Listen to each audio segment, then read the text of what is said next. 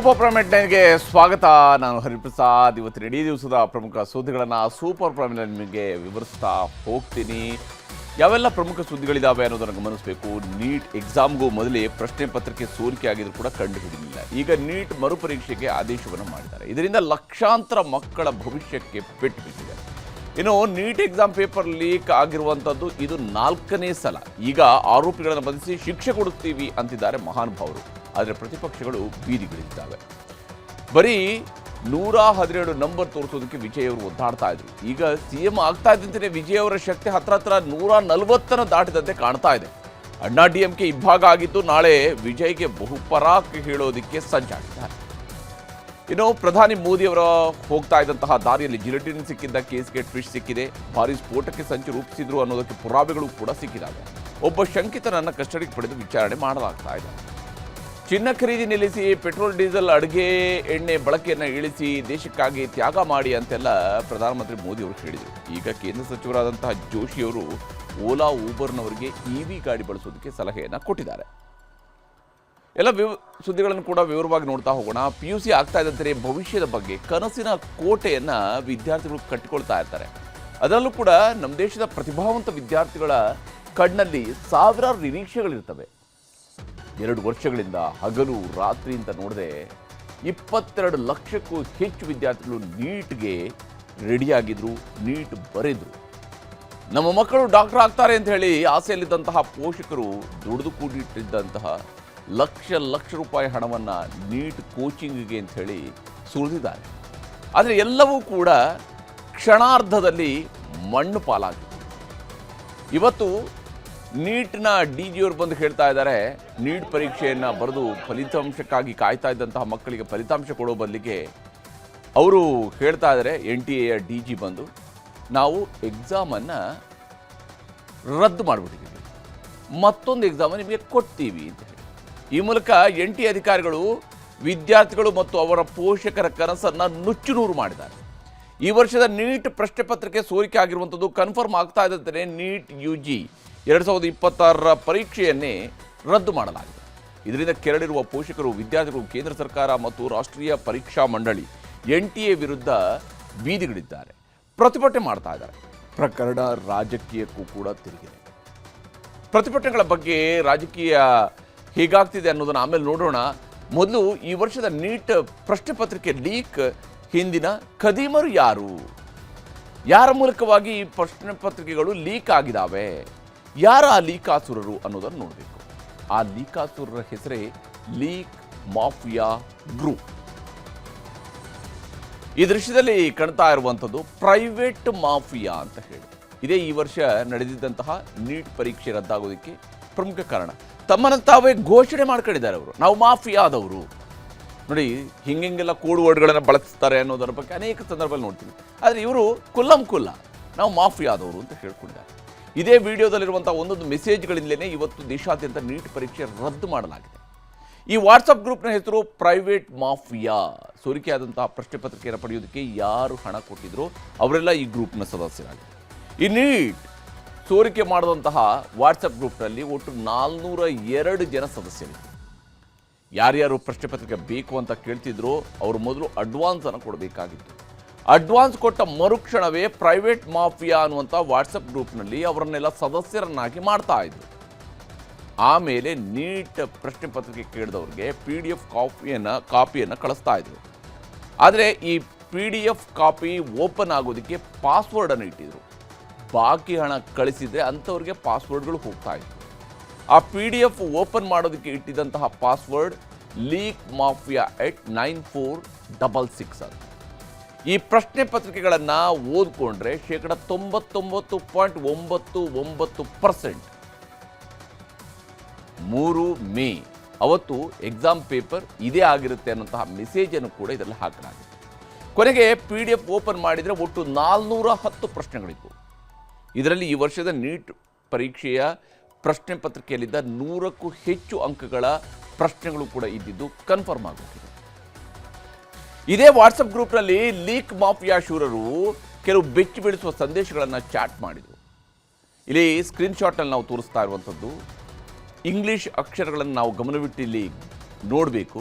Hope this question paper helps you to carry good marks in NEET 2026 exam and a government medical college you will get.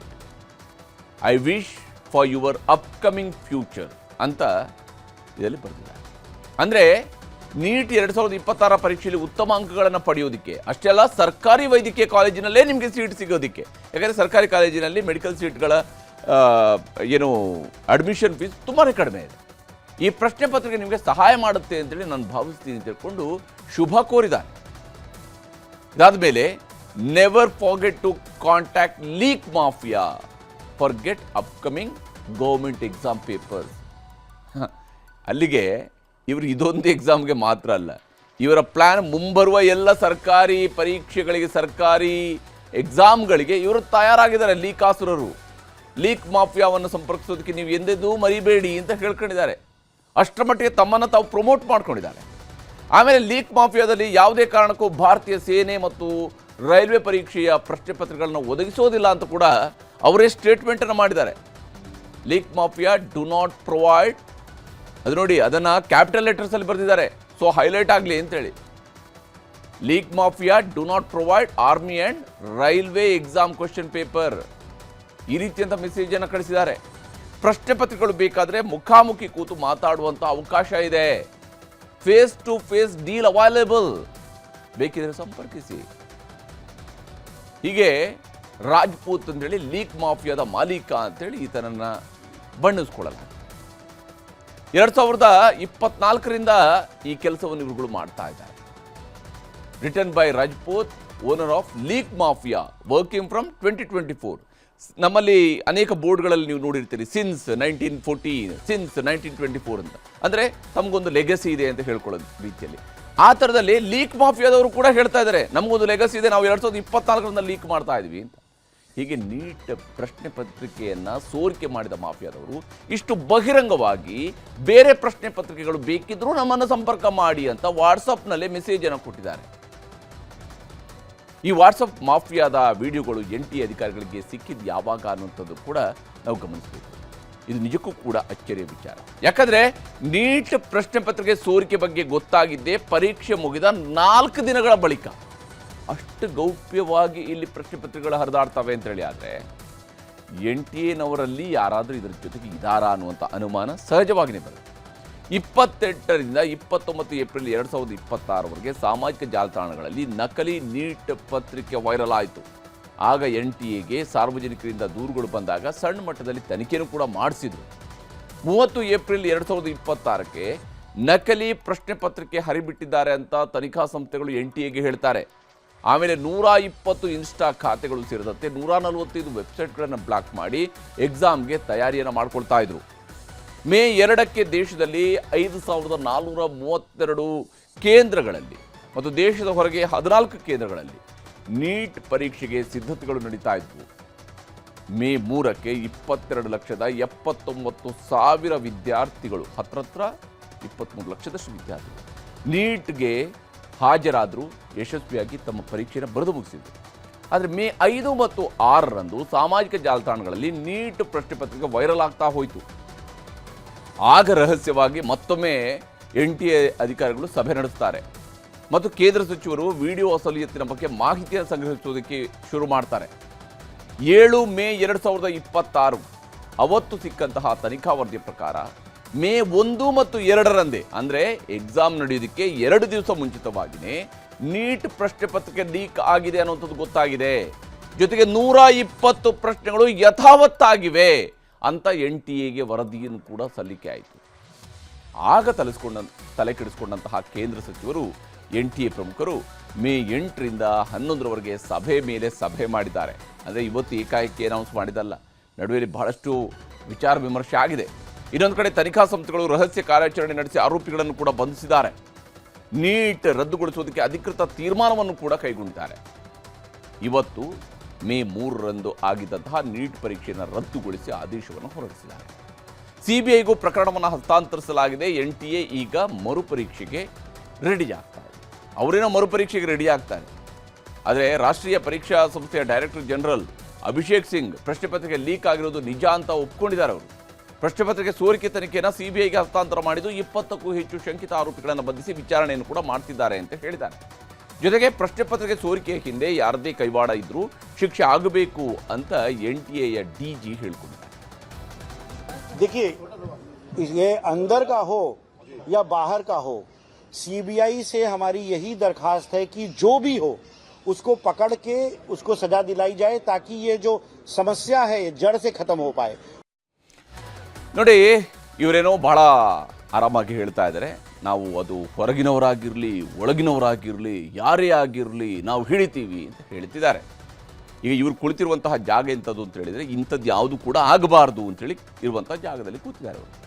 CBI ತನಿಖೆ ಆಗ್ತಾ ಇದೆ, ನಿಷ್ಪಕ್ಷಪಾತ ತನಿಖೆ ಆಗುತ್ತೆ, ಆರೋಪಿಗಳಿಗೆ ಕಠಿಣ ಶಿಕ್ಷೆ ಆಗುತ್ತೆ, ಎಲ್ಲ ಮಾತುಗಳನ್ನು ಡಿಜಿ ಅಭಿಷೇಕ್ ಸಿಂಗ್ ಅವರು ಹೇಳಿದ್ದಾರೆ. ಆದರೆ ನೀಟ್ ಪೇಪರ್ ಲೀಕ್ ಆಗಿರುವಂಥದ್ದು ಇದೇ ಮೊದಲೇನೂ ಅಲ್ಲ. ಸಿಬಿಐ ತನಿಖೆ ಆಗಿರೋದು ಕೂಡ ಇದೇನು ಫಸ್ಟ್ ಟೈಮ್ ಅಲ್ಲ. ಅಂದರೆ ಇದೊಂದು ರೀತಿಯ ವ್ಯವಸ್ಥಿತ ದಂಧೆ ನಡೀತಾ ಇದೆ ಇಲ್ಲಿ. 2016ರಲ್ಲಿ ನೀಟ್ ಪೇಪರ್ ಉತ್ತರ ಪ್ರದೇಶದಲ್ಲಿ ಮೊದಲ ಬಾರಿಗೆ ಸೋರಿಕೆ ಆಗಿತ್ತು. 2016ರಲ್ಲಿ ನೀಟ್ ಪೇಪರ್ ಸೋರಿಕೆ ಆಗುತ್ತೆ.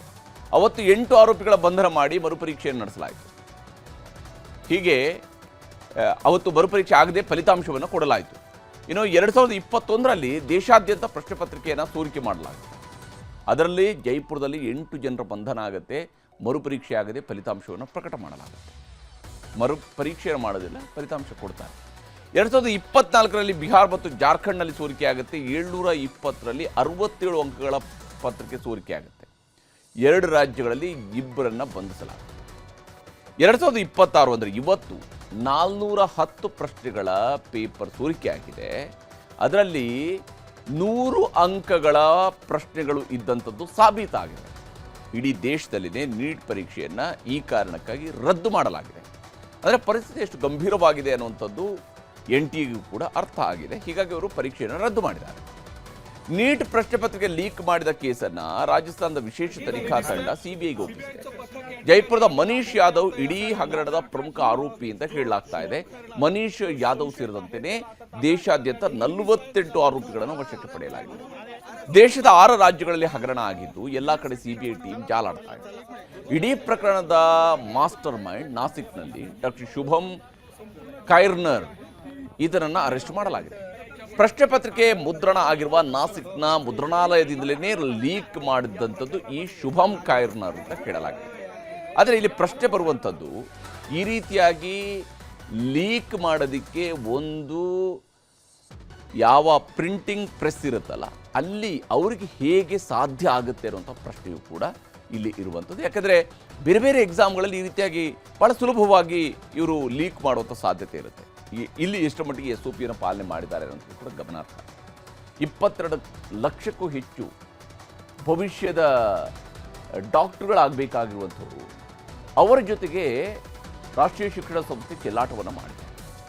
ಈಗ ಮರುಪರೀಕ್ಷೆಯನ್ನು ಮಾಡ್ತೀವಿ ಅಂತ ಹೇಳ್ತಾ ಇದ್ದಾರೆ. ಆದರೆ ಮಕ್ಕಳ ಮನಸ್ಸಿನ ಮೇಲೆ ಇದು ಎಷ್ಟು ಕೆಟ್ಟ ಪರಿಣಾಮವನ್ನು ಬೀರುತ್ತೆ ಅನ್ನುವಂತಹ ಪರಿಜ್ಞಾನ ಬಹುಶಃ ಎನ್ಟಿಎಗೆ ಇಲ್ಲ ಅನ್ನುವಂಥದ್ದು ಇಲ್ಲಿ ಗೊತ್ತಾಗ್ತಾ ಇದೆ. ಇದೇ ಪೋಷಕರ ನೇರ ಆಕ್ರೋಶಕ್ಕೆ ಕಾರಣ ಆಗಿರುವಂಥದ್ದು. ಒಂದು ಪರೀಕ್ಷೆಗೆ ನಾವು ಮಕ್ಕಳನ್ನ ಮಾನಸಿಕವಾಗಿ ಸಿದ್ಧ ಮಾಡಬೇಕಾದ್ರೆ ಸಿಕ್ಕಾಪಟ್ಟೆ ಶ್ರಮ ಪಡಬೇಕು. So there is a severe problem. ಇದು ಸಾಮಾನ್ಯ ವಿಚಾರ ಅಂತೂ ಅಲ್ಲ. ಕರ್ನಾಟಕದ 2.5 ಲಕ್ಷ ಜನ ವಿದ್ಯಾರ್ಥಿಗಳ ಮತ್ತು ಅವರ ಪೋಷಕರಿಗೆ ಆಗಿರುವಂತ ಅತ್ಯಂತ ಕಠಿಣವಾದ ಒಂದು ಅನ್ಯಾಯ ಇದು.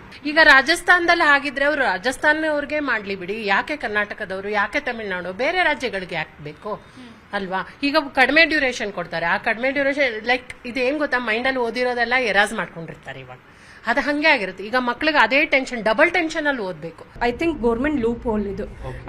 ಅವರು ಯಾವುದೋ ಸ್ಟೇಟ್ ಅಲ್ಲಿ ಪ್ರಾಬ್ಲಮ್ ಮಾಡಿದಕ್ಕೆ ನಮ್ಮ ಕರ್ನಾಟಕ ಮಕ್ಕಳಿಗೆ ಈಗ ಎಫೆಕ್ಟ್. ಈಗ ಮತ್ತೆ ಕುತ್ಕೊಂಡು ಓದಬೇಕು, ಅದ್ರಲ್ಲಿ ರಿಸಲ್ಟ್ಸ್ ಬರುತ್ತೆ ಇಲ್ಲ ಅನ್ನೋದು ಮತ್ತೆ doubt. So it is, I feel like it is government ಏನದು ಪ್ರಾಬ್ಲಮ್ ಇರೋದು. ಅದ್ರ ಬದಲಿಗೆ ಸ್ಟೇಟ್ ಗೌರ್ಮೆಂಟ್ಗೆ ಬಿಟ್ಬಿಡಿ. ಇನ್ನು ನೀಟ್ ಮರುಪರೀಕ್ಷೆಯನ್ನು ಮಾಡ್ತೀವಿ ಅಂತ ಎನ್ಟಿಎದವರೇನೋ ಭಾಳ ಈಸಿಯಾಗಿ ಹೇಳ್ತಾ ಇದ್ದಾರೆ. ಇದಕ್ಕೆ ಪೋಷಕರಷ್ಟೇ ಅಲ್ಲದೆ ವಿದ್ಯಾರ್ಥಿಗಳು ಕೂಡ ತೀವ್ರ ಬೇಸರವನ್ನು ಹೊರಹಾಕ್ತಾ ಇದ್ದಾರೆ. ಕಷ್ಟನೇ, ಬಿಕಾಸ್ ಮುಂಚೆ ಫುಲ್ಲು ಪ್ರಿಪೇರ್ ಆಗಿ ಎಲ್ಲ ಲೈಕ್ ಮರ್ತೋಗಿರ್ತೀವಿ. ಅಷ್ಟೊಂದು ಎಲ್ಲ ನಪ್ಕ ಇರಲ್ಲ, ಫ್ಯೂಸ್ ಮರ್ತೋಗಿರ್ತೀವಿ. ಸೊ ಫಸ್ಟಿಂದ ತಿರ್ಗಾ ಓದಬೇಕು ಅಂದರೆ ಇಟ್ಸ್ ರಿಯಲಿ ಡಿಫಿಕಲ್ಟ್. ಎಷ್ಟು ಹಾರ್ಡ್ ವರ್ಕ್ ಮಾಡಿದ್ರಿ ಎಕ್ಸಾಮ್ ರೆಡಿ ಆಗಿದ್ರಿ? Like almost 600 days after 10th ಇಂದಾನೇ ಹಾರ್ಡ್ ವರ್ಕ್ ಮಾಡ್ತಿದ್ದೀವಿ. And expectation was above 600, so ಗೊತ್ತಿಲ್ಲ.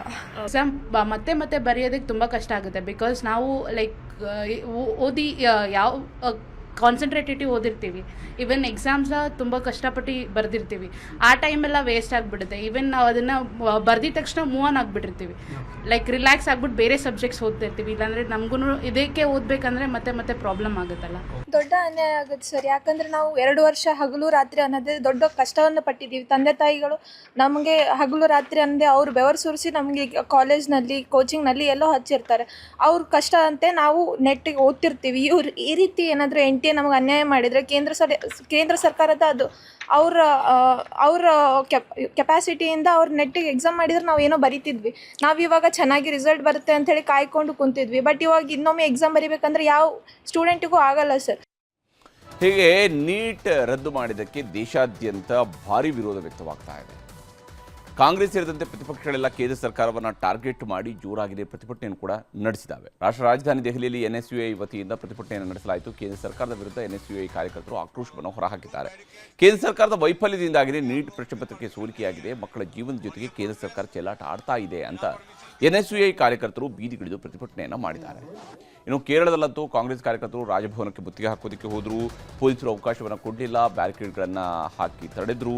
ಜಗದೇ ಇದ್ದಾಗ ಜಲಪಿರಂಗಿಗಳನ್ನು ಕೂಡ ಬಳಸಿ ಪ್ರತಿಭಟನೆ ಹತ್ತಿಕ್ಕುವಂತಹ ಪ್ರಯತ್ನವನ್ನು ಮಾಡಿದರು. ಅದಾದಮೇಲೆ ಕೈಗೆ ಸಿಕ್ಕವರನ್ನೆಲ್ಲ ವಶಕ್ಕೆ ಪಡೆಯಲಾಯಿತು. ನೀಟ್ ಪ್ರಶ್ನೆ ಪತ್ರಿಕೆ ಸೋರಿಕೆ ಈಗ ಕಾಂಗ್ರೆಸ್ಗೆ ಕೇಂದ್ರ ಸರ್ಕಾರದ ವಿರುದ್ಧದ ದೊಡ್ಡ ಅಸ್ತ್ರವಾಗಿ ಸಿಕ್ಕಂತಾಗಿದೆ. ಪದೇ ಪದೇ ಪ್ರಶ್ನೆ ಪತ್ರಿಕೆಗಳ ಸೋರಿಕೆ ಆಗ್ತಿರೋದು ಯಾಕೆ ಅಂತ ಪ್ರಶ್ನೆಗಳ ಮೇಲೆ ಪ್ರಶ್ನೆಗಳನ್ನು ಕಾಂಗ್ರೆಸ್ ನಾಯಕರುಗಳು ಕೇಳ್ತಾ ಇದ್ದಾರೆ. होनी चाहिए, जुडिशियल इंक्वायरी होनी चाहिए, सरकार के दायरे के बाहर हो और टाइम लिमिट के साथ हो, 1 महीने 2 महीने में, और बड़े से बड़ा व्यक्ति हो, किसी दल का हो, किसी सरकार का हो, अधिकारी हो, कोई भी हो, अगर वो इन्वॉल्व है इस घिनौने अपराध में, उसको उचित दंड मिलना चाहिए और दिखना भी चाहिए. लोगों का विश्वास तब पैदा होगा जब उनको पता पड़ेगा कि गलत करने वाले को सजा होती है. क्या हुआ, वो कानून बनाया आपने पार्लियामेंट में, सजा दे देंगे, फुला कर देंगे, ऐसा कर देंगे, पेपर कैसा लीक हो गया भाई? और कहाँ गया प्रधानमंत्री का वो मन की बात? बच्चों को बोल रहे थे कि टेंशन मत लो. अब वो बच्चों को क्या जवाब देंगे प्रधानमंत्री? मन की बात में तो आपने कह दिया बच्चों को कि टेंशन मत लो. ಎಷ್ಟು ಬಾರಿ ಈ ರೀತಿ ಆಗಲಿಕ್ಕೆ ಸಾಧ್ಯ ಇದೆ?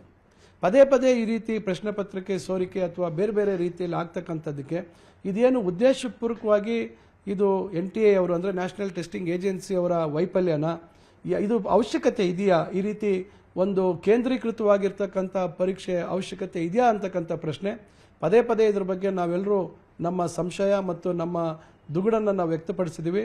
ರಾಜ್ಯಗಳಿಗೆ ಆ ಒಂದು ಜವಾಬ್ದಾರಿ ಕೊಡಬೇಕು. ಈ ನೀಟ್ ಪರೀಕ್ಷೆ ಮಾದರಿಯನ್ನು ಇವತ್ತು ರದ್ದು ಮಾಡಬೇಕು. ನಮ್ಮ ರಾಜ್ಯದಲ್ಲಿ ಎಷ್ಟು ಬಾರಿ ಮುಂದಾಕಿದ್ದೀರಿ? ನಿಮ್ಮ ಕಾಲದಲ್ಲೇ ಎಷ್ಟು ಅನಾಹುತಗಳಾಗಿಲ್ಲ. ಇವತ್ತು ನಮ್ಮ ರಾಜ್ಯದಲ್ಲಿ ಒಂದು KPSC ಸಂಸ್ಥೆನ ಸರಿಪಡಿಸ್ಲಿಕ್ಕಾಗಿದೆ. ಯಾವ ರೀತಿಯಲ್ಲಿ ಆ ಸಂಸ್ಥೆ ಬಗ್ಗೆ ಇವತ್ತು ಜನಗಳು ಮಾತನಾಡ್ತಾರೆ. ಇವತ್ತು ಈ KPSC ಸಂಸ್ಥೆ ಹಾಳಾಗ್ತಕ್ಕಂಥದ್ದು ಪ್ರಾರಂಭ ಆಗಿದ್ದೆ ಬಹುಶಃ ನನ್ನ ಅಭಿಪ್ರಾಯದಲ್ಲಿ ಈಗಿನ ಸರ್ಕಾರ ಹಿಂದೆ 2013ರಲ್ಲಿ ಸರ್ಕಾರ ಏನು ರಚನೆ ಮಾಡಿದರು ಅಲ್ಲಿಂದ ಪ್ರಾರಂಭ ಆಯಿತು.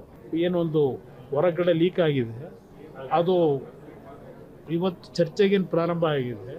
ಹೌದು, ಒಂದೊಂದು ಬಾರಿ ಯಾರೋ ಮಾಡೋ ತಪ್ಪಿಗೆ ಸಂಪೂರ್ಣವಾದ ತಪ್ಪನ್ನು ಸರ್ಕಾರದ ಮೇಲೆ ವಹಿಸ್ಲಿಕ್ಕಾಗೋದಿಲ್ಲ.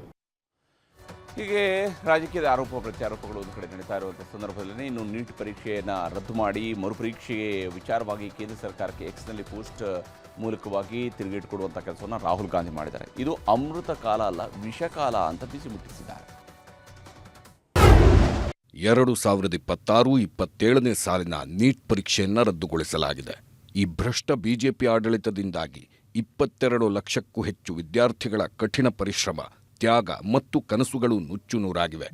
ಕೆಲವು ತಂದೆಯಂದಿರು ಸಾಲ ಮಾಡಿದ್ದರು, ಕೆಲವು ತಾಯಂದಿರು ತಮ್ಮ ಒಡವೆಗಳನ್ನು ಮಾರಿದ್ದರು, ಲಕ್ಷಾಂತರ ಮಕ್ಕಳು ರಾತ್ರಿಯಿಡೀ ಎಚ್ಚರವಿದ್ದು ಓದಿದ್ದರು. ಆದರೆ ಅವರಿಗೆ ಪ್ರತಿಯಾಗಿ ಸಿಕ್ಕಿದ್ದು ಮಾತ್ರ ಪ್ರಶ್ನೆ ಪತ್ರಿಕೆ ಸೋರಿಕೆ, ಸರ್ಕಾರದ ನಿರ್ಲಕ್ಷ್ಯ ಮತ್ತು ಶಿಕ್ಷಣ ವ್ಯವಸ್ಥೆಯಲ್ಲಿ ವ್ಯವಸ್ಥಿತ ಭ್ರಷ್ಟಾಚಾರ. ಇದು ಕೇವಲ ವೈಫಲ್ಯ ಮಾತ್ರವಲ್ಲ, ಬದಲಾಗಿ ಯುವಜನತೆಯ ಭವಿಷ್ಯದ ವಿರುದ್ಧ ಎಸಗಿದ ಅಪರಾಧವಾಗಿದೆ. ಪ್ರತಿ ಬಾರಿಯೂ ಪ್ರಶ್ನೆ ಪತ್ರಿಕೆ ಮಾಫಿಯಾ ಯಾವುದೇ ಶಿಕ್ಷೆ ಇಲ್ಲದೆ ಸುಲಭವಾಗಿ ನುಣುಚಿಕೊಳ್ಳುತ್ತದೆ. ಆದರೆ ಪ್ರಾಮಾಣಿಕ ವಿದ್ಯಾರ್ಥಿಗಳು ಶಿಕ್ಷೆ ಅನುಭವಿಸುವಂತಾಗಿದೆ. ಈಗ ಲಕ್ಷಾಂತರ ವಿದ್ಯಾರ್ಥಿಗಳು ಮತ್ತೊಮ್ಮೆ ಅದೇ ಮಾನಸಿಕ ಒತ್ತಡ, ಆರ್ಥಿಕ ಹೊರೆ ಮತ್ತು ಅನಿಶ್ಚಿತತೆಯನ್ನು ಎದುರಿಸಬೇಕಾಗಿದೆ. ಒಬ್ಬ ವ್ಯಕ್ತಿಯ ಹಣೆಬರಹವು ಕಠಿಣ ಪರಿಶ್ರಮದಿಂದ ನಿರ್ಧರಿಸಲ್ಪಡದೆ ಕೇವಲ ಹಣ ಮತ್ತು ಪ್ರಭಾವದಿಂದ ನಿರ್ಧರಿಸಲ್ಪಡುವುದಾದರೆ ಶಿಕ್ಷಣಕ್ಕೆ ಯಾವ ಅರ್ಥವಿರುತ್ತದೆ? ಪ್ರಧಾನಿ ಮೋದಿಯವರ ಪಾಲಿನ ಈ ಅಮೃತ ಕಾಲವು ದೇಶದ ಪಾಲಿಗೆ ವಿಷಕಾಲವಾಗಿ ಮಾರ್ಪಟ್ಟಿದೆ. ಇನ್ನು ಎಐಸಿಸಿ ಅಧ್ಯಕ್ಷ ಮಲ್ಲಿಕಾರ್ಜುನ ಖರ್ಗೆ ಕೂಡ ಕೇಂದ್ರ ಸರ್ಕಾರವನ್ನು ತರಾಟೆಗೆ ತೆಗೆದುಕೊಂಡಿದ್ದಾರೆ. बार बार हो रहा है, ये गवर्नमेंट इसके तरफ ध्यान क्यों नहीं दे रही मुझे समझ नहीं रहा. और ये बार बार मध्य प्रदेश, यूपी, बिहार ऐसे जगह में ही होता है, थ्रू आउट कंट्री और कहीं जगह नहीं होता.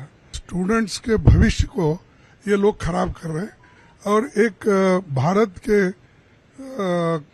विद्यार्थियों के छवि को भी खराब कर रहे हैं. तो ये इसके ऊपर कुछ ना कुछ स्ट्रिक्ट एक्शंस जो ये लीक करते हैं उनको सजा होना चाहिए. ಇಷ್ಟೆಲ್ಲ ಆಗ್ತಿದ್ರು ಕೇಂದ್ರ ಶಿಕ್ಷಣ ಸಚಿವ ಧರ್ಮೇಂದ್ರ ಪ್ರಧಾನ್ ಮಾತ್ರ ಈ ವಿಚಾರದಲ್ಲಿ ಮಾಧ್ಯಮಗಳು ನೋಡ್ತಾ ಇದ್ದರೆ ತಲೆ ತೆಗೆದುಕೊಂಡು ಹೊರಟು ಹೋದರು. ಆದರೆ 2024ರಲ್ಲಿ ನೀಟ್ ಪತ್ರಿಕೆ ಲೀಕ್ ಆದಾಗ ಧರ್ಮೇಂದ್ರ ಪ್ರಧಾನ್ ಅವರು ಸುಧಾರಣೆ ತಂದಿದ್ದೀವಿ ಅಂತ ಹೇಳಿದಂತಹ ಮಾತುಗಳು ಈಗ ವೈರಲ್ ಆಗ್ತಾ ಇದೆ. नीट की अव्यवस्था हुई थी, मैं मुंह छुपा के नहीं भागा था, मैंने उसके लिए जिम्मेवारी ली थी और उसको हमने सुधारा. सर पेपर लीक पे क्या बोलेंगे? सर पेपर लीक पे सर सीबीआई ಇದು ಅವರೇ ಹೇಳ್ತಿದ್ರೆ ನನ್ನ ಮುಖ ಮುಚ್ಚಿಕೊಂಡು ಓಡಲಿಲ್ಲ ಅಂತೇಳಿ. ಆದರೆ ಇವತ್ತು ಏನಾಗಿದೆ ಅನ್ನೋದನ್ನು ನೀವೇ ನೋಡ್ತಾ ಇದ್ದೀವಿ. ಇಲ್ಲಿ ರಾಜಕೀಯ ನಡೀತಾನೆ ಇರುತ್ತೆ. ಆದರೆ ಈಗ ಭಾಳ ಇಂಪಾರ್ಟೆಂಟ್ ಅಂತ ಹೇಳಿದ್ರೆ ನೀಟ್ ಮರುಪರೀಕ್ಷೆಗೆ ವಿದ್ಯಾರ್ಥಿಗಳು ರೆಡಿ ಆಗಬೇಕಾಗಿದೆ. ಮಕ್ಕಳು ಮತ್ತು ಪೋಷಕರಲ್ಲಿ ಕೆಲವು ಗೊಂದಲಗಳು, ಪ್ರಶ್ನೆಗಳು ಕೂಡ ಕಾಡ್ತಾ ಇದ್ದಾವೆ. ಅದಕ್ಕೆಲ್ಲ ಉತ್ತರವೂ ಕೂಡ ಇದೆ. ಅಂದರೆ ಮತ್ತೆ ಪರೀಕ್ಷೆಗೆ ಸಂಬಂಧಪಟ್ಟಂತೆ ನೀಟ್ ಮರುಪರೀಕ್ಷೆ ಯಾವಾಗ ಅನ್ನುವಂಥ ವಿಚಾರಕ್ಕೆ ಸಂಬಂಧಪಟ್ಟಂತೆ ಶೀಘ್ರದಲ್ಲೇ ದಿನಾಂಕವನ್ನು ಘೋಷಣೆ ಮಾಡೋದಕ್ಕೆ NTA ದಿನಾಂಕವನ್ನು ಹೇಳುತ್ತೆ. ಮತ್ತು ನೀಟ್ ಪರೀಕ್ಷೆಗೆ ನೀವು ಫೀಸನ್ನು ಕಟ್ಟಬೇಕಾ ಅನ್ನುವಂತಹ ಪ್ರಶ್ನೆ ವಿದ್ಯಾರ್ಥಿಗಳ ಮನಸ್ಸಿನಲ್ಲಿ ಇರ್ಬೋದು. ಯಾವುದೇ ಹಣವನ್ನು ನೀವು ಕಟ್ಟಬೇಕಾದ ಅವಶ್ಯಕತೆ ಇಲ್ಲ. ಆಲ್ರೆಡಿ ನೀವು ಪೇ ಮಾಡಿರುವಂಥ ಹಣದ ಆಧಾರದ ಮೇಲೆ NTA ಎಕ್ಸಾಮನ್ನು ಕೊಡ್ತಾರೆ. ಇನ್ನು ಮತ್ತೆ ಪರೀಕ್ಷೆಗೆ ನೋಂದಣಿ ಆಗಬೇಕಾ ಅನ್ನುವಂತಹ ಪ್ರಶ್ನೆ ನಿಮ್ಮಲ್ಲಿ ಕಾಡ್ತಾ ಇದ್ದರೆ ಅಂಥದ್ರ ಅವಶ್ಯಕತೆ ಇಲ್ಲ. ಮೇ 3ರ ರಿಜಿಸ್ಟ್ರೇಷನ್ ಕಾಪಿ ನಿಮ್ಮ ಕೈಯಲ್ಲಿದ್ದರೆ ಸಾಕು. ಅದರ ಮೂಲಕ ಹೋಗಿ ಎಕ್ಸಾಮ್ ಬರಿಬೋದು. ಮತ್ತೆ ಪರೀಕ್ಷಾ ಕೇಂದ್ರ ಏನಾದರೂ ಬದಲಾಗುತ್ತಾ ಅನ್ನುವಂಥ ವಿಚಾರಕ್ಕೆ ಸಂಬಂಧಪಟ್ಟಂತೆ ನೋಡ್ತಾ ಹೋದರೆ ಮೇ 3ರಂದು ಯಾವ ಎಕ್ಸಾಮ್ ಕೇಂದ್ರದಲ್ಲಿ ಬರೆದಿದ್ರು ಬಹುತೇಕ ಅದೇ ಕೇಂದ್ರದಲ್ಲಿನೇ ಎಕ್ಸಾಮನ್ನು ಕೊಡುವಂತಹ ಸಾಧ್ಯತೆ ಇದೆ. ಉಳಿದೆಲ್ಲ ಅಪ್ಡೇಟ್ಸನ್ನು ಕೂಡ NTA ತನ್ನ ವೆಬ್ಸೈಟ್ನಲ್ಲಿ ಕಾಲಕಾಲಕ್ಕೆ ನೀಡ್ತಾ ಹೋಗುತ್ತೆ. ಈಗ ಮುಂದಿನ ಸುದ್ದಿ ಕಡೆಗೆ ಹೋಗೋಣ. ಬಹುದೊಡ್ಡ ಹಗರಣ ಆಗೋದಕ್ಕೆ ಯಾವ ಸ್ವರೂಪದಲ್ಲಿ ಸಾಧ್ಯ ಆಯಿತು ಇಲ್ಲಿ ಅನ್ನುವಂಥದ್ದನ್ನು ನಾವು ಗಮನಿಸಬೇಕು. ಹಾಗೆಯೇ ಇದರ ಹಿನ್ನೆಲೆ ಏನು, ಜಾಲದ ಹಿಂದಿರುವಂಥ ನೆಟ್ವರ್ಕ್ ಯಾವುದು, ಮರುಪರೀಕ್ಷೆ ಪಾರದರ್ಶಕವಾಗಿ ನಡೆಯುತ್ತಾ, ಈ ಎಲ್ಲ ಪ್ರಶ್ನೆಗಳಿಗೂ ಕೂಡ NTA ಉತ್ತರವನ್ನು ಕೊಡಬೇಕಾಗತ್ತೆ. ಈಗ ತಮಿಳುನಾಡಿನ ರಾಜಕೀಯದ ಬಗ್ಗೆ ಹೋಗೋಣ. ಸಿನಿಮಾದಲ್ಲಿ ಸೂಪರ್ ಸ್ಟಾರ್ ಆಗಿದ್ರು ಕೂಡ ರಾಜಕೀಯದಲ್ಲಿ ವಿಜಯ್ ಅಂಬೆಗಾಲ್ ಇಟ್ಟಿರುವಂತಹ ನಾಯಕ. ಚುನಾವಣೆ ಗೆದ್ದ ಮೇಲೆ 108 ಕ್ಷೇತ್ರಗಳಲ್ಲಿ ಅವರೇನು ಚುನಾವಣೆಯಲ್ಲಿ ಅವರ ಪಕ್ಷ ಗೆಲ್ತು ಪ್ರಮಾಣ ವಚನ ಸ್ವೀಕರಿಸೋದಕ್ಕೆ ಭಾಳಷ್ಟು ಕಷ್ಟಪಟ್ಟರು. ವಿಜಯವರ ಆಟ ಇದೇನು ಮುಗಿಸೇ ಬಿಡ್ತಾರೆ, ಮುಗಿದೇ ಹೋಯಿತು ಅನ್ನುವಂಥ ರೀತಿಯಂಥ ಚರ್ಚೆಗಳು ಕೂಡ ಶುರುವಾದವು. ಆದರೆ ಇವತ್ತು ವಿಜಯ್ ಮೈತ್ರಿಕೂಟ ಊಹೆಗೂ ಮೀರಿ ದೊಡ್ಡದಾಗಿ ಬೆಳೀತಾ ಇದೆ. ಯಾಕಂದರೆ ಅವರಿಗೆ ಹರಿದು ಬರ್ತಾ ಇರುವಂತಹ ಬೆಂಬಲ ಮತ್ತೆ ಜಾಸ್ತಿ ಆಗ್ತಿದೆ. ತಮಿಳುನಾಡಿನ ಮುಖ್ಯಮಂತ್ರಿ ವಿಜಯ್ ನಾಳೆ ವಿಶ್ವಾಸಮತ ಯಾಚನೆ ಮಾಡಬೇಕಾಗಿದೆ. 120 ಶಾಸಕರ ಮೈತ್ರಿಕೂಟಕ್ಕಷ್ಟಿದೆ. CM ಜೋಸೆಫ್ ವಿಜಯ್ ಪಡೆ ಸೀಮಿತ ಅಂದ್ಕೊಂಡಿದ್ರು. ಆದರೆ ಇವತ್ತು ದಿವಂಗತ ಜಯಲಲಿತಾ ಅವರ ಪಕ್ಷ ಇಬ್ಬಾಗ ಆಗ್ತಾ ಇದೆ. ಅಣ್ಣಾ DMK 24 ರೆಬಲ್ ಶಾಸಕರ ತಂಡ ಪಕ್ಷದ ಮುಖ್ಯಸ್ಥ ಎಡಪ್ಪಾಡಿ ಕೆ ಪಳನಿಸ್ವಾಮಿ ವಿರುದ್ಧ ಬಂಡಾಯ ಎದ್ದು ವಿಜಯ್ ಸರ್ಕಾರಕ್ಕೆ ಸೇರ್ಪಡೆ ಆಗ್ತಾ ಇದ್ದಾರೆ, ಬೆಂಬಲ ಕೊಡ್ತಾ ಇದ್ದಾರೆ. ಹಿರಿಯ ನಾಯಕರಾದಂತಹ ಮಾಜಿ ಮಂತ್ರಿಗಳಾದಂತಹ SP ವೇಲುಮಣಿ ಮತ್ತು CV ಷಣ್ಮುಗಂ ನೇತೃತ್ವದ 24 ಶಾಸಕರನ್ನ ವಿಜಯ್ ಇವತ್ತು ಸನ್ಮಾನಿಸಿ ಮೈತ್ರಿಕೂಟಕ್ಕೆ ಸೇರಿಸಿಕೊಂಡಿದ್ದಾರೆ. TVKಗೆ ಬೆಂಬಲ ನೀಡ್ತಾ ಇದ್ದಂತೆಯೇ AIADMK ಮುಖ್ಯಸ್ಥ ಎಡಪ್ಪಾಡಿ ಪಳನಿಸ್ವಾಮಿ ಸಿಟ್ಟಾದರು. ಅಧಿಕಾರಕ್ಕಾಗಿ ಪಕ್ಷದ ಸಿದ್ಧಾಂತಗಳನ್ನೇ ಬದಿಗೊತ್ತಿ ಬಾಲ ಅಲ್ಲಾಡಿಸ್ಕೊಂಡು ಹೋಗಿದ್ದಾರೆ ಅಂತ ಕಿಡಿಕಾರಿದ್ದಾರೆ. ಒಂದು ಕಡೆ CM ವಿಜಯ್ ಅಂದುಕೊಂಡಂತೆ ಅಣ್ಣಾ DMKಯ ಒಂದು ಬಣ TVKಗೆ ಜೈ ಎಂದಿದೆ. ಇದರ ಬೆನ್ನಲ್ಲೇ ಇಂಡಿಯನ್ ಯೂನಿಯನ್ ಮುಸ್ಲಿಂ ಲೀಗ್ ನಾಯಕರನ್ನ ವಿಜಯ್ ಅವರು ಭೇಟಿಯಾದರು. ಚೆನ್ನೈನ IUML ಕಚೇರಿಗೆ ಭೇಟಿ ನೀಡಿದ್ದು ಮಾತುಕತೆ ನಡೆಸಿದ್ದಾರೆ. ಬಳಿಕ ಕಾಂಗ್ರೆಸ್ ಕಚೇರಿಗೂ ತೆರಳಿ ನಾಯಕರುಗಳನ್ನು ಭೇಟಿಯಾಗಿದ್ದಾರೆ. ಇದೆಲ್ಲದರ ಮಧ್ಯೆ ಮದ್ರಾಸ್ ಹೈಕೋರ್ಟ್ ಮುಖ್ಯಮಂತ್ರಿ ವಿಜಯ್ ಪಕ್ಷಕ್ಕೆ ಒಂದು ಶಾಕ್ ಕೊಟ್ಟಿದೆ. ಬರೀ ಒಂದೇ ಒಂದು ವೋಟ್ನಿಂದ ತಿರುಪತ್ತೂರು ಶಾಸಕ ಗೆದ್ದಿದ್ರು, ಟಿವಿಕೆ ಗೆದ್ದಿತ್ತು. ನಾಳೆ ವಿಶ್ವಾಸಮತ ಯಾಚನೆ ವೇಳೆ ಅವರು ಮತ ಹಾಕಬಾರದು ಅಂತೇಳಿ ಮದ್ರಾಸ್ ಹೈಕೋರ್ಟ್ ಆದೇಶಿಸಿದೆ. ವಿಜಯ್ ಟಿವಿಕೆ ಪಕ್ಷದ ಅಭ್ಯರ್ಥಿ ಶ್ರೀನಿವಾಸ್ ಸೇತುಪತಿ 83,385 ಮತವನ್ನು ಪಡೆದರು. ಟಿವಿಕೆ ಎದುರು ಒಂದು ಮತದಲ್ಲಿ ಡಿಎಂಕೆ ಅಭ್ಯರ್ಥಿ ಪೆರಿಯಾಕುರುಪ್ಪನ್ ಸೋತಿದ್ರು. ಹೀಗಾಗಿ ಮರು ಎಣಿಕೆಗೆ ಮನವಿ ಮಾಡಿ ಅರ್ಜಿಯನ್ನು ಅವರು ಹಾಕಿದರು. ನಾಳೆ ಮುಖ್ಯಮಂತ್ರಿ ಜೋಸೆಫ್ ವಿಜಯ್ ವಿಶ್ವಾಸಮತದಲ್ಲಿ ಜಯ ಸಾಧಿಸುವುದು ಬಹುತೇಕ ಖಚಿತವಾಗಿದೆ. ಸದ್ಯದ ಲೆಕ್ಕವನ್ನು ನೋಡೋದಾದರೆ ವಿಜಯ್ ಅವರ ಪಕ್ಷಕ್ಕೆ 108 ಇದ್ದದ್ದು ವಿಜಯ್ ಅವರು 2 ಕ್ಷೇತ್ರದಲ್ಲಿ ಆಯ್ಕೆ ಆಗಿದ್ದರಿಂದ ಅಲ್ಲೂ ಒಂದು ಸ್ಥಾನ ಹೋಯಿತು, ಅದು 107 ಆಗಿತ್ತು. ಈಗ ಇನ್ನೊಬ್ಬರು ಶಾಸಕರಿಗೆ ನಾಳೆ ವೋಟ್ ಮಾಡಂಗಿಲ್ಲ ಅಂತ ಹೇಳಿದ ಕಾರಣದಿಂದಾಗಿ ಮದ್ರಾಸ್ ಹೈಕೋರ್ಟ್ ಹೇಳಿದ ಕಾರಣದಿಂದಾಗಿ ಅದು 106ಕ್ಕೆ ಇಳಿಕೆ ಆಗಿದೆ ಟಿವಿಕೆ ನಂಬರ್. ಆದರೆ ಅವ್ರ ಜೊತೆಗೆ ಕಾಂಗ್ರೆಸ್ನ 5, CPIನ 2, CPIMನ 2, ಹಾಗೆಯೇ VCK 2 ಮತ್ತು IUMLನ 2 ಸೀಟ್ಗಳು, ಇವುಗಳೆಲ್ಲವೂ ಕೂಡ ಸೇರಿದಾಗ ಅವರು ಮ್ಯಾಜಿಕ್ ನಂಬರನ್ನು ದಾಟ್ತಾರೆ, 117ರ ಮ್ಯಾಜಿಕ್ ನಂಬರನ್ನು ದಾಟಿ ಹೋಗ್ತಾರೆ. ಇದರ ಜೊತೆಗೆ 24+ ಶಾಸಕರ ಬೆಂಬಲ ಅಣ್ಣಾ DMK ಕಡೆಯಿಂದ ಸಿಗುವ ಸಾಧ್ಯತೆ ಇದೆ. ಇದೆಲ್ಲ ಒಟ್ಟು ಸೇರಿತು ಅಂತ ಹೇಳಿ ಆದರೆ ಹೆಚ್ಚು ಕಡಿಮೆ 145 ಸೀಟ್ಗಳ ದೊಡ್ಡ ಪಕ್ಷವಾಗಿ ಭರ್ಜರಿ ಬಹುಮತವನ್ನು ಅವರು ಸಾಬೀತುಪಡಿಸುವಂತಹ ಸಾಧ್ಯತೆ ಇದೆ. ಈಗ ರಾಜ್ಯ ದೇಶ ವಿದೇಶಗಳ ಮತ್ತಷ್ಟು ಪ್ರಮುಖ ಸುದ್ದಿಗಳನ್ನು ಕ್ವಿಕ್ ಆಗಿ ನೋಡ್ತಾ ಹೋಗೋಣ. ಭಾರತದಲ್ಲಿ ಇಂಧನ ಕೊರತೆ ವದಂತಿಗೆ ಕೇಂದ್ರ ಪೆಟ್ರೋಲಿಯಂ ಸಚಿವ ಹರ್ದೀಪ್ ಸಿಂಗ್ ಪುರಿ ಸ್ಪಷ್ಟನೆ ನೀಡಿದ್ದಾರೆ. ಭಾರತದಲ್ಲಿ 69 ದಿನಗಳಿಗೆ ಆಗುವಷ್ಟು ಕಚ್ಚಾ ತೈಲ ಮತ್ತು 45 ದಿನಗಳಿಗೆ ಅಗತ್ಯವಿರುವಷ್ಟು LPG ದಾಸ್ತಾನಿದೆ. ಅಡುಗೆ ಅನಿಲ ಉತ್ಪಾದನೆಯನ್ನು ದಿನಕ್ಕೆ 54,000 ಟನ್ಗಳಿಗೆ ಹೆಚ್ಚಿಸಲಾಗಿದೆ. ಪೂರೈಕೆಯಲ್ಲಿ ಯಾವುದೇ ವ್ಯತ್ಯಯ ಇಲ್ಲ ಅಂತ ಸ್ಪಷ್ಟಪಡಿಸಿದ್ದಾರೆ. ಇಂಧನ ಕೊರತೆ ಇಲ್ಲ ಅಂತ ಕೇಂದ್ರ ಸರ್ಕಾರ ಹೇಳ್ತಾ ಇದ್ರು, ರಾಜ್ಯದಲ್ಲಿ ಪೆಟ್ರೋಲ್ ಡೀಸೆಲ್ ಕೊರತೆ ಆತಂಕ ಎದುರಾಗಿದೆ. ಗದಗ ಜಿಲ್ಲೆಯಲ್ಲಿ ಹಲವೆಡೆ ಡೀಸೆಲ್ ಅಭಾವ ಶುರುವಾಗಿದೆ. ಕೆಲ ಬಂಕ್ಗಳಲ್ಲಿ ನೋ ಸ್ಟಾಕ್ ಬೋರ್ಡ್ ಅನ್ನು ಹಾಕಲಾಗಿತ್ತು. ದೇಶದಲ್ಲಿ ಇಂಧನ ಮಿತ ಬಳಕೆಗೆ ಪ್ರಧಾನಿ ಮೋದಿ ಅವರು ಕರೆ ನೀಡಿದ ಬೆನ್ನಲ್ಲೇ EV ವಾಹನಗಳ ಬಗ್ಗೆ ಹೆಚ್ಚು ಚರ್ಚೆಯಾಗ್ತಿದೆ. ಉಬರ್ ಸಿಇಒ ಜೊತೆ ಕೇಂದ್ರ ಸಚಿವ ಪ್ರಹ್ಲಾದ್ ಜೋಶಿ ಸಭೆ ನಡೆಸಿದ್ದಾರೆ. ಈ ವೇಳೆ ತಮ್ಮ ಕಂಪನಿಯ ವಾಹನಗಳನ್ನು ಎಲೆಕ್ಟ್ರಿಕ್ ವಾಹನಗಳನ್ನಾಗಿ ಬದಲಾಯಿಸುವ ಬಗ್ಗೆ ಚರ್ಚೆ ನಡೆಸಲಾಗಿದೆ ಅಂತ ಸಚಿವ ಪ್ರಹ್ಲಾದ್ ಜೋಶಿ ಹೇಳಿದ್ದಾರೆ. ತಮಿಳುನಾಡಿನ ವಿಪಕ್ಷ ನಾಯಕ ಉದಯನಿಧಿ ಸ್ಟಾಲಿನ್ ಮತ್ತೆ ಸನಾತನ ಧರ್ಮವನ್ನು ಟಾರ್ಗೆಟ್ ಮಾಡಿದ್ದಾರೆ. ಇವತ್ತು ವಿಧಾನಸಭೆಯಲ್ಲಿ ಮಾತನಾಡುವಾಗ ಜನರನ್ನು ವಿಭಜಿಸುವ ಸನಾತನ ಧರ್ಮವನ್ನು ಸಂಪೂರ್ಣ ನಾಶ ಮಾಡಬೇಕು ಅಂತ ಹೇಳಿದ್ದಾರೆ. ಈ ವೇಳೆ ಅವರ ಎದುರುಗಡೆ ಆಸನದಲ್ಲಿದ್ದ ಸಿಎಂ ವಿಜಯ್ ಮೌನವಾಗಿ ಕುಳಿತಿದ್ದರು. ತಮ್ಮ ಗೆಲುವಿನ ಬಗ್ಗೆ ಭವಿಷ್ಯ ನುಡಿದಿದ್ದ ಜ್ಯೋತಿಷಿಯನ್ನೇ ವಿಶೇಷ ಕರ್ತವ್ಯಾಧಿಕಾರಿಯಾಗಿ ವಿಜಯ್ ನೇಮಿಸಿಕೊಂಡಿದ್ದಾರೆ. ರಿಕ್ಕಿ ರಾಧನ್ ವೆಟ್ರಿವೇಲ್ ಎಂಬಾತ ವಿಜಯ್ ಸಿಎಂ ಆಗ್ತಾರೆ ಅಂತ ವರ್ಷದ ಹಿಂದೆಯೇ ಭವಿಷ್ಯ ನುಡಿದಿದ್ದರಂತೆ. ಹೀಗಾಗಿ ಅವರನ್ನೇ ತಮ್ಮ ರಾಜಕೀಯ ವಿಶೇಷ ಕರ್ತವ್ಯಾಧಿಕಾರಿಯನ್ನಾಗಿ ನೇಮಕ ಮಾಡಿಕೊಂಡಿದ್ದಾರೆ. ಅಸ್ಸಾಂನಲ್ಲಿ 2ನೇ ಬಾರಿ ಸಿಎಂ ಆಗಿ ಹಿಮಂತ್ ಬಿಸ್ವಾ ಸರ್ಮಾ ಪ್ರಮಾಣವಚನ ಸ್ವೀಕರಿಸಿದ್ದಾರೆ. ಗುವಾಹಟಿಯ ವೆಟರ್ನರಿ ಕಾಲೇಜ್ ಗ್ರೌಂಡ್ನಲ್ಲಿ ನಡೆದಂತಹ ಕಾರ್ಯಕ್ರಮದಲ್ಲಿ ಗವರ್ನರ್ ಲಕ್ಷ್ಮಣ್ ಪ್ರಸಾದ್ ಪ್ರತಿಜ್ಞಾವಿಧಿಯನ್ನು ಬೋಧಿಸಿದ್ದಾರೆ. ಈ ವೇಳೆ ಪ್ರಧಾನಿ ಮೋದಿ ಸೇರಿದಂತೆ ಬಿಜೆಪಿಯ ಆಡಳಿತವಿರುವಂತಹ ರಾಜ್ಯಗಳ ಮುಖ್ಯಮಂತ್ರಿಗಳು ಭಾಗಿಯಾಗಿದ್ದರು. ಪಶ್ಚಿಮ ಬಂಗಾಳದಲ್ಲಿ ನೂತನ ಮುಖ್ಯ ಕಾರ್ಯದರ್ಶಿಯಾಗಿ ಮಾಜಿ ಮುಖ್ಯ ಚುನಾವಣಾಧಿಕಾರಿ ಮನೋಜ್ ಅಗರ್ವಾಲ್ ಅವರನ್ನು ನೇಮಿಸಿರುವುದಕ್ಕೆ ಭಾರೀ ಟೀಕೆ ವ್ಯಕ್ತವಾಗಿದೆ. ಸರ್ಕಾರದ ಕ್ರಮವನ್ನು ಕಾಂಗ್ರೆಸ್ ಕಟುವಾಗಿ ಟೀಕಿಸಿದೆ. ಬಿಜೆಪಿ ಚುನಾವಣಾ ಆಯೋಗ ಚೋರ್ ಬಜಾರ್ ಅಂತ ರಾಹುಲ್ ಗಾಂಧಿ ಕಿಡಿಕಾರಿದ್ದಾರೆ. 5 ರಾಜ್ಯಗಳ ಚುನಾವಣೆ ಮುಗಿತಾ ಇದ್ದಂತೆಯೇ ರಾಜ್ಯದ ಮುಖ್ಯಮಂತ್ರಿ ಬದಲಾವಣೆ ಹಾಗೂ ಸಂಪುಟ ಪುನರಚನೆ ಬಗ್ಗೆ ಚರ್ಚೆಗಳು ಹೆಚ್ಚಾಗಿವೆ. ಸಿಎಂ ಮುಂದುವರಿಯಬೇಕು, ಆದರೆ ಸಂಪುಟ ಪುನರಚನೆ ಆಗಬೇಕು ಅಂತ ಮಾಜಿ ಸಚಿವ KN ರಾಜಣ್ಣ ಹೇಳಿದ್ದಾರೆ. ಕೇರಳದಲ್ಲಿ ಸಿಎಂ ಸ್ಥಾನ ಇತ್ಯರ್ಥದ ಬಳಿಕ ರಾಜ್ಯದ ಸರದಿ ಅಂತ ಶಾಸಕರು ಹೇಳ್ತಾ ಇದ್ದಾರೆ. ಶೃಂಗೇರಿ ಕ್ಷೇತ್ರದ ಅಂಚೆ ಮತ ಮರು ಎಣಿಕೆ ಫಲಿತಾಂಶಕ್ಕೆ ಸುಪ್ರೀಂ ಕೋರ್ಟ್ ತಡೆ ನೀಡಿರುವ ಹಿನ್ನೆಲೆಯಲ್ಲಿ TD ರಾಜೇಗೌಡ ಶಾಸಕರಾಗಿ ಮತ್ತೊಮ್ಮೆ ಪ್ರಮಾಣ ವಚನಕ್ಕೆ ಮುಂದಾಗಿದ್ದಾರೆ. ನಾಳೆ ಸ್ಪೀಕರ್ ಖಾದರ್ ಅವರಿಂದ ಪ್ರಮಾಣ ವಚನ ಸ್ವೀಕಾರ ಮಾಡಲಿದ್ದಾರೆ. ಪ್ರಮಾಣ ವಚನದ ಸಮಯವನ್ನು ರಾತ್ರಿ ನಿರ್ಧರಿಸುತ್ತೀನಿ ಅಂತ ಸ್ಪೀಕರ್ ಖಾದರ್ ಹೇಳಿದ್ದಾರೆ. ಸಾರಿಗೆ ನೌಕರರಿಗೆ ವೇತನವನ್ನು ರಾಜ್ಯ ಸರ್ಕಾರ ಶೇಕಡ 12.5% ಹೆಚ್ಚಳ ಮಾಡಿ ಆದೇಶಿಸಿದೆ. 2025 ಮಾರ್ಚ್ 31ರ ಮೂಲ ವೇತನದ ಮೇಲೆ ಶೇಕಡ 12.5% ವೇತನ ಹೆಚ್ಚಳ ಮಾಡಲಾಗಿದ್ದು, ಹೊಸ ವೇತನ 2026 ಜುಲೈ 1ರಿಂದ ಅನ್ವಯವಾಗಲಿದೆ. ಆದರೆ ಸಾರಿಗೆ ನೌಕರರು ಶೇಕಡ 25% ವೇತನ ಹೆಚ್ಚಳಕ್ಕೆ ಪಟ್ಟು ಹಿಡಿದಿದ್ದಾರೆ. ರಾಜ್ಯದ ಹಲವೆಡೆ ಇಂದು ಭರ್ಜರಿ ಮಳೆಯಾಗಿದೆ. ಹುಬ್ಬಳ್ಳಿ, ಧಾರವಾಡ, ಅವಳಿ ನಗರದ ಸುತ್ತಮುತ್ತ ಗುಡುಗು ಸಹಿತ ಭಾರೀ ಮಳೆಯಾಗಿದೆ. ಮಲೆನಾಡು, ಚಿಕ್ಕಮಗಳೂರು ಜಿಲ್ಲೆಯ ಮೂಡಿಗೆರೆ, ಕಳಸ, ಕೊಟ್ಟಿಗೆಹಾರ, ಬಣಕಲ್, ಚಾರ್ಮಾಡಿ ಭಾಗದಲ್ಲಿ ಧಾರಾಕಾರ ಮಳೆ ಸುರಿದಿದೆ. ಯುದ್ಧ ಪೀಡಿತ ಇರಾನ್ ವಿದೇಶಾಂಗ ಸಚಿವ ಅಬ್ಬಾಸ್ ಅರಾಗ್ಜಿ ಭಾರತಕ್ಕೆ ಆಗಮಿಸಲಿದ್ದಾರೆ. ಮೇ 14 ಮತ್ತು 15ರಂದು ದೆಹಲಿಯಲ್ಲಿ ಬ್ರಿಕ್ಸ್ ರಾಷ್ಟ್ರಗಳ ವಿದೇಶಾಂಗ ಸಚಿವರುಗಳ ಸಭೆ ನಡೆಯಲಿದೆ. ಈ ಸಭೆಯಲ್ಲಿ ಭಾಗಿಯಾಗುವ ಸಲುವಾಗಿ ಅರಾಗ್ಜಿ ಆಗಮಿಸ್ತಾ ಇದ್ದು, ಪ್ರಾದೇಶಿಕ ಸ್ಥಿರತೆ ಸೇರಿದಂತೆ ಹಲವು ವಿಷಯಗಳ ಬಗ್ಗೆ ಚರ್ಚೆ ನಡೆಯಲಿದೆ.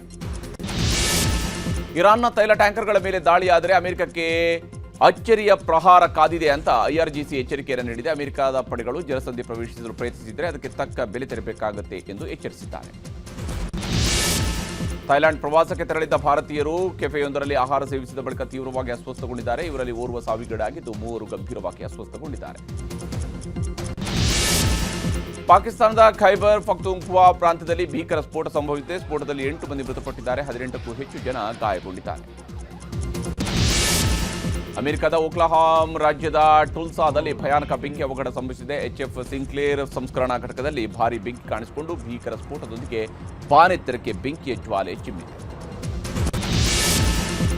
ಹ್ಯಾಂಟಾ ವೈರಸ್ ಪೀಡಿತರು ಪ್ರಯಾಣಿಸ್ತಾ ಇದ್ದ ಐಷಾರಾಮಿ ಹಡಗಿನಿಂದ 26 ಜನರನ್ನು ಸ್ಪ್ಯಾನಿಷ್ ದ್ವೀಪದಲ್ಲಿ ಇಳಿಸಲಾಗಿದೆ. ಇಲ್ಲಿಂದ 2 ಪ್ರತ್ಯೇಕ ವಿಶೇಷ ವಿಮಾನಗಳಲ್ಲಿ ನೆದರ್ಲ್ಯಾಂಡ್ಗೆ ಸ್ಥಳಾಂತರಿಸಲಾಗಿದ್ದು ಎಲ್ಲರನ್ನೂ ಕ್ವಾರಂಟೈನ್ ಮಾಡಲಾಗಿದೆ. ಭೀಕರ ಚಂಡಮಾರುತಕ್ಕೆ ದಕ್ಷಿಣ ಆಫ್ರಿಕಾದ ಕೇಪ್ ಟೌನ್ ನಗರ ತತ್ತರಿಸಿ ಹೋಗಿದೆ. ಬಿರುಗಾಳಿ ಸಹಿತ ಜೋರು ಮಳೆಯಾಗಿದ್ದು ಜನಜೀವನ ಸಂಪೂರ್ಣವಾಗಿ ಅಸ್ತವ್ಯಸ್ತಗೊಂಡಿದೆ.